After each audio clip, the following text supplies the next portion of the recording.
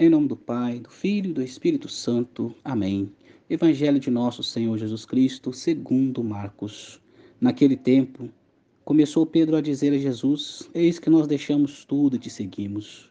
Jesus respondeu: Em verdade vos digo, quem tiver deixado casa, irmãos, irmãs, mãe, pai, filho, campos, por causa de mim e do Evangelho, receberá 100 vezes mais agora, durante esta vida, casa, irmãos, irmãs, mães, filhos e campos, com perseguição. E no mundo futuro, a vida eterna. Muitos que agora são os primeiros serão os últimos, e muitos que agora são os últimos serão os primeiros. Palavra da nossa salvação, palavra que nos guia e nos convida. No Evangelho de hoje tem alguns aspectos muito interessantes, porque Jesus fala aos discípulos, fala a Pedro e à comunidade dos discípulos e a nós, nos colocando diante de uma realidade que é preciso ter aí uma sensibilidade e uma docilidade ao Espírito para entender, acolher e viver.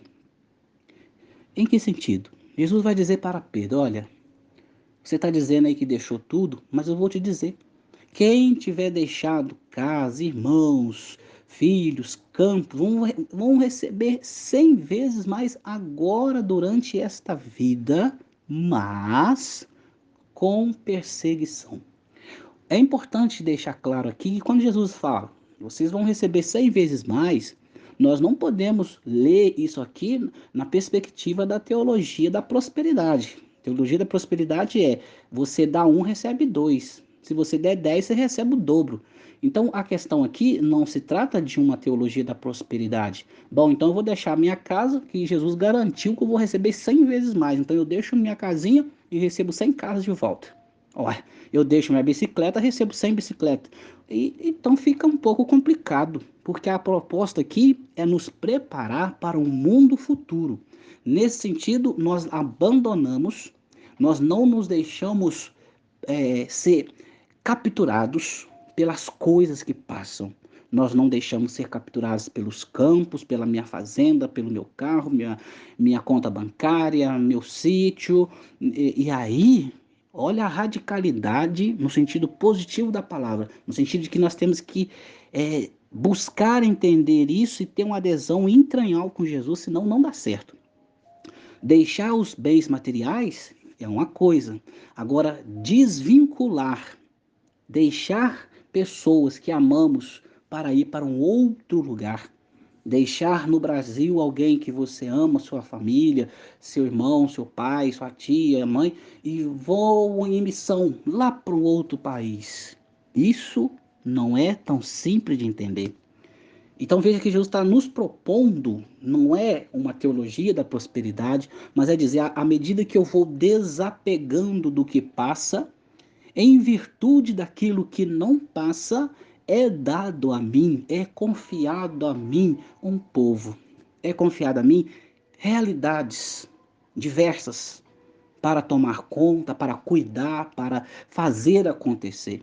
Então, à medida que nós vamos caminhando na missão e vamos colocando a mão na massa, vão sendo confiadas a nós pessoas. E essas pessoas, por meio da fé que professamos, porque nesse sentido nos tornamos todos irmãos e irmãs por meio do batismo, então essas pessoas se aproximam de nós e nós nos aproximamos dessas pessoas como uma família. E aí nós constituímos, a partir da fé, a família de Deus. A família de Deus. E nós somos responsáveis, devedores de anunciar, de relembrar e de fazer crescer no coração de cada um e cada uma por meio das nossas práticas pastorais, nossa missão, nosso modo de evangelizar, fazer crescer esse desejo desse mundo futuro. Veja, e aí Jesus vai dizer: tudo isso vai ser dado a vocês, mas com perseguição. Essa palavra perseguição, ela também não é muito não cai muito bem, é meio que indigesta, porque ele está dizendo que tudo isso virá ao seu encontro, e você irá ao encontro disso, mas se prepare para a perseguição. Por quê? Porque uma vez que nós nos colocamos no mundo, sem ser do mundo, isso significa que nós estaremos na contramão, na direção oposta. E ao nos colocarmos no sentido de pensar opostamente ao sistema, pensar opostamente àquilo que se diz convencionado, e aí nós olhando para o Evangelho, vamos buscar pautar o nosso falar, o nosso viver, o nosso jeito de entender e dinamizar toda a nossa existência a partir do Evangelho. E aí nós podemos correr um risco, e de fato corremos, que é de ser descartados. Se você se coloca na rede social, por exemplo, se posicionando dentro daquilo que é a fé católica, apostólica, romana, daquilo que é o cristianismo verdadeiro, não é um cristianismo que é só uma casquinha de cristianismo e o resto é paganismo embutido. Estou falando do cristianismo, da fé apostólica. Você pode ter certeza que você não vai ter muitos parabéns e muitos likes. Se num grupo de amigos na sua cidade, na sua comunidade, você se posiciona dentro daquilo que é a fé da igreja, dentro da própria igreja, da própria comunidade, você vai encontrar perseguidores. Por isso é preciso muito que esteja claro dentro de nós que nós não somos daqui. Eu gosto de falar isso, sabe? Nós não somos daqui. Jesus disse assim, ó, neste mundo vocês terão perseguição e tudo isso mais aí que eu estou dizendo. E no mundo futuro, veja, e no mundo, agora é isso, e no mundo futuro a vida eterna. E muitos daqueles que neste mundo, neste agora, viveram abandonados, esquecidos, maltratados, foram torturados, apanharam por causa do evangelho, por causa da palavra de Deus, por causa da verdade cristã. Esses que eram os últimos, eles vão se tornar os primeiros. E aqueles que se sentiam maiorais, importantes, sabichões, esses serão os últimos. E ser último aqui não significa ser o último a entrar no céu. O sentido mais pesado, por assim dizer, da palavra, esses não terão lugar junto à amizade eterna de Deus. Então veja, seria tão bom se nossas catequeses pudessem colocar desde pequenininho no coração das crianças que existe esse mundo onde tudo passa, assim como a criancice passa, a adolescência passa, a juventude passa, a nossa idade de pessoas adultas produzindo também passa. E aí, quando chegamos à idade de pessoas idosas, por assim dizer, vivida, 90, 100 anos, passa também esta vida. Mas lembrar que esta vida, de fato, graças a Deus que passa. Porque assim como as alegrias passageiras desse mundo não são para sempre, portanto passageiras, também não são para sempre os sofrimentos que esse mundo imprime sobre nós. Tudo isso vai passar. E aí podemos dizer de uma forma assim, bem dentro do coração de Jesus. De dentro do coração de Jesus, nós podemos dizer, ainda que em plena desgraça, desolamento e falta de horizonte, nós podemos, de dentro do coração rasgado de Jesus, dizer um para o outro que estamos nessa caminhada na contramão do mundo, dizer tudo ficará bem. Mas quando ficará bem, não se preocupe, porque Jesus já nos disse, olha, agora vocês terão essa missão e perseguição, assim como eu tive. E no mundo futuro, a vida eterna. Sabe qual é o problema? É porque eu acredito que tem muitos católicos e católicas por aí, inclusive muitos que usam microfone para pregar, eles não acreditam na vida eterna. Eles não acreditam que existe o purgatório. Não acreditam que existe o purgatório. E não acreditam também, menos ainda, que existe o inferno. De tal forma que a sua evangelização é uma forma de colocar o evangelho apenas como se fosse um livro de autoajuda e finca a existência do ser humano neste mundo que passa e não abre um horizonte de uma vida eterna. E essa vida eterna não pode ser entendida como história para boi dormir. Agora no domingo nós celebrávamos o quê?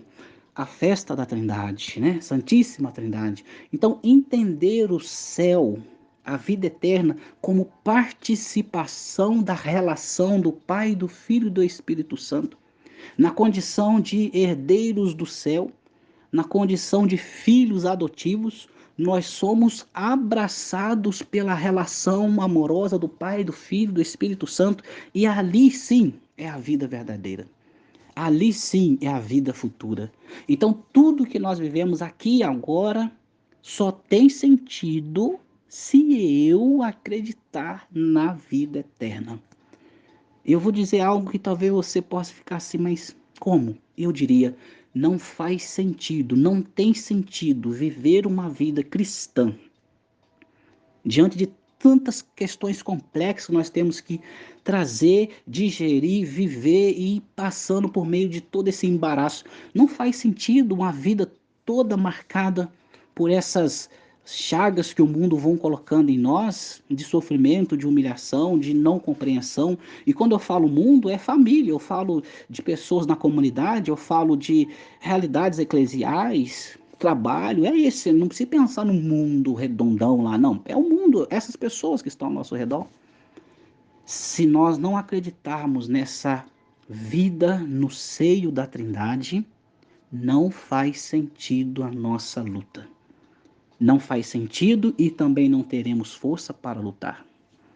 Não faz sentido se mesmo diante de tamanha dor do mundo, tamanha dor de uma cidade, de uma cidade e debaixo das águas, de um estado debaixo das águas, de um país em guerra, matando pessoas, mesmo diante de todas essas dores, quando eu acredito neste mundo futuro que Jesus está dizendo, eu tenho dentro de mim força suficiente para dizer: tudo ficará bem. Por quê? Porque isto vai passar. Quando? Não sei. Essa dor vai passar, esse sofrimento vai passar, essa tragédia vai passar. Infelizmente, muitas tragédias passam, mas nós não aprendemos com elas. Não aprendemos com elas para fazer melhor do que estávamos fazendo até então. Portanto, meu irmão, minha irmã, nesse dia, olhemos para Jesus nessa orientação que Ele está dando para a comunidade e vamos guardar no coração isso. Você pode ter, enquanto cristão e cristã, tudo do bom e do melhor, mas lembre-se, a perseguição te acompanha. Isso é ruim? Não, porque em altas temperaturas vamos sendo forjados para o céu. E finalmente, um mundo futuro. Jesus vai dizer: o que eu te darei? A vida eterna. Creiamos na vida eterna. Creiamos que nós fomos feitos e caminhamos em meio às tribulações, alvejando-nos no sangue do Cordeiro e nos preparando para as delícias do céu, no coração da Trindade. Ali, a vida futura que Jesus prometeu para nós acontece. E é ali também que as lágrimas que hoje nós derramamos será enxugada pelo Cordeiro de Deus. Aquele que tira, tem tirado o pecado do mundo.